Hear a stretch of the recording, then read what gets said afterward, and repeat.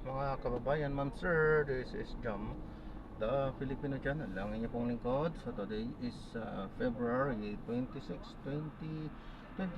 At tayo ngayon napupunta dyan sa may McDonald's sa Buendia, Pasay, sa may Sierra Hill Puyat Avenue, corner ng Donada Street, Barangay 37, Pasay po yan. At dadalhin po natin sa may Every Nation sa U-Belt, sa may SU Loyola Street, Barangay 404, Sampaloc, Manila.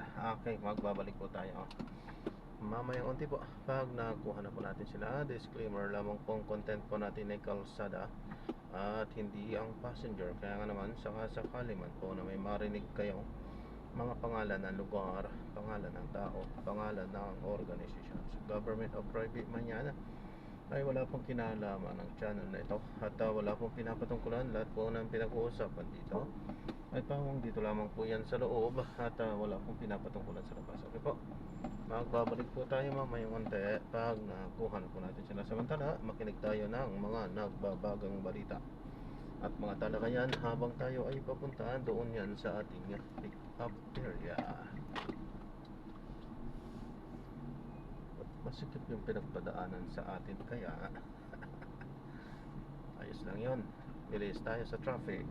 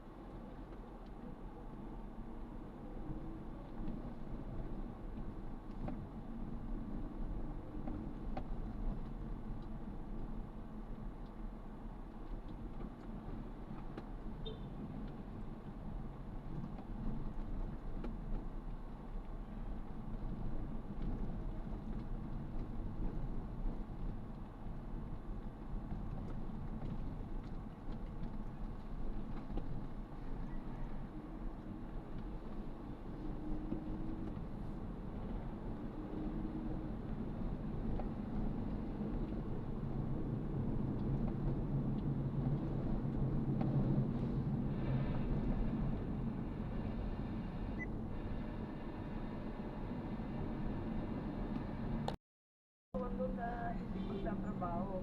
Eh, ang problema, hindi siya nakakasigurado na bibigyan talaga siya ng protection.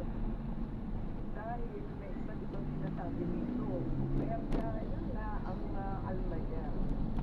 Pero kung sa pagtatrabaho, hindi naman siguro pwede sabihin na ayaw niya magtrabaho. Nauna lang po namin sa nagsasabi ng Rekhan Pilola na mga kalikawin nila sa nag-testing committee na ang gandahan ang ansaran at marami ang nagdidala dahil sa matagal ng pag-aaksin. Pero kailangan pag-aralan mabuti ang hakbang lalo sa kumansunado civil service law. Hindi ako ang sanabi ng civil service law. Kaya hindi maaaring basta matigil ang sahod sa senador. Alas 7:12, naniniwala ang ilang pulis ng may senador ng Muran ito sa Lord case. Lalo rin ito iniwas na impeachment na islaman kay Vice President Sara Duterte na ipasapin ang bank record ng Presidente ang malalapit na anak mula 2019 hanggang 2 taon. Dahil ang sinasabi hindi na maliwanag kayaman ni Miki Sara batay sa statement of asset liability na net worth o salvent. Pero ayon kay House Senate Deputy Vice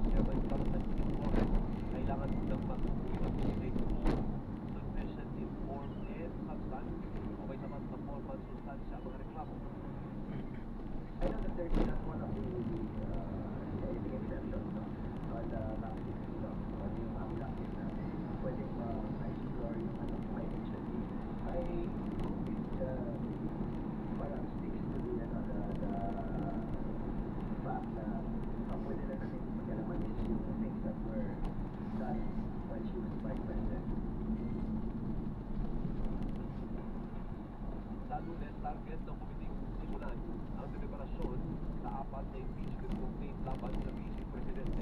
Nauna na nandigan ng defense team ni VP Sara na handa silang sagutin ng mga aligasyon sa tamang forum. Muling bumuwerta ang Malacanang akusada si Vice President Sara Duterte hinggil sa governance ng Administrasyon Marcos. Susunod ito ng puna ng Presidente sa husay ngayon ng mga miyembro ng kabinete ni Pangulong Marcos. Iginiin sa Defense Officer Undersecretary Claire Castro na hindi nila epektibo sa Sara ng pamunuan ang Department of Education. Ayon kay Castro, nagkaroon ng mga anomalya sa DepEd noong nakaupuhang kalihim si Sara at ngayon lang nare-resolva ang mga problema ng palisensya Secretary Sari Angara. Mukhang sumama naman po siya. Dahil siya, bilang Secretary ng DepEd, naitalaga siya ng Pangulo. Pinagtiwalaan siya ng Pangulo. Pero sa bandang huli, aamin pala ang Vice Presidente na siya ay walang kaalam-alam sa pagiging DepEd Secretary. Nauna lang sinagot ni Castro ang patusada ni VP Sara na siya ang nagdadala ng kahihiyan sa bansa. Pinaimbisigahan sa Senado ang mga dating miyembro ng Philippine Marine Corps na sinasabing bagman na ilang opisyal. Ano ito ng payag ni Atty. Lex Maligod sa 18 dating miyembro ng Marine ang nagpadala po ng 805 billion pesos.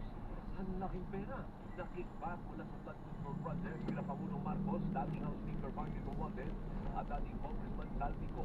Kinumpirma rin ng mga bagman ang pahayag ni Orly Codesa na pinapalitan ng dolyar ang dalawang manetang naglalaman ng 56 billion pesos. Bawat isa para sa mga dayuhang hawak ni dating Senador Antonio Trillanes na sinasabing mula sa International Criminal Court. Sinasabing nakatiran din ng pera si dating Budget Secretary Amina Pangandaman, dating DPWH Secretary Manuel Bonoan at National Security Advisor Eduardo Año matapos ang punong kinasal ni Coro Juarez at Congresswoman Laila Lima. Itinadawit din sa Matrix ang ilang dati at kasalukuyang mampapatas kabilang si Senate President Tito Soto. Pero duda si Senate President Pro Tempore Pangulo Lacson na aabot ng 805 billion pesos ang napuntang feedback sa ilang opisyal. Kinisyon din ang senador ang timing sa pagtutang ng mga sinasabing bagbed. Ang pinoproject doon is napakakurap ng ICC, di ba? Dahil nilagyan ng $2 million, allegedly. Yeah. Kasi timing ng ICC confirmation of charges at timing din yung ngayon, February 25, yung EDSA, 40th anniversary ng EDSA. So ano yung, sa akin kung ako yung magkano, mukhang merong political color, not just political color, mukhang merong destabilization happening. Hindi naman ipalat Press Officer Undersecretary Claire Castro ang akusasyon laban kay Pangulong Marcos. Paulit-ulit na kasinungalingan laban sa Pangulo. Lousy script. Hindi pang award winning. Hindi malinis. Alam mo na may kasinungalingan. Itinanggi rin ni dating Congresswoman Franz Castro na kabilang siya sa mga nakatanggap ng pera. Alam na namin kung ano yung motibo itong unsigned na statement ng mga sinasabing mga Marines daw. Questionable na yung mga sources, diba? Yung kanilang mga pagkatao. Pangalawa, parang lack of personal knowledge. Kasi sinasabi nila, mga nakikita nila kami sa TV. Nilinaw ng Philippine Navy na hindi miyembro ng Philippine Marine Corps ang 4 sa 18 sinasabing bagman. Nilinaw din ng Armed Forces Philippines na walang sundalo itinalagang security detail para kay Daltico. Aliginiit na retirado o wala na sa serbisyo ang mga dating Marines na mangyari ang sinasabing pagpapadala ng feedback. Naisumasta na ang tatlong mamahaling sasakyang napuspisa sa mag-asawang contractor na sina Sara at Ferdy Vizcaya. Matapos ang ilang failed trading na ng CCY Consumer Goods Trading. Ang CCY Consumer Ibehada sa halagang 12.8 million pesos habang napunta sa Calcinota Express Concept ang Decon Navigator sa halagang 6.9 million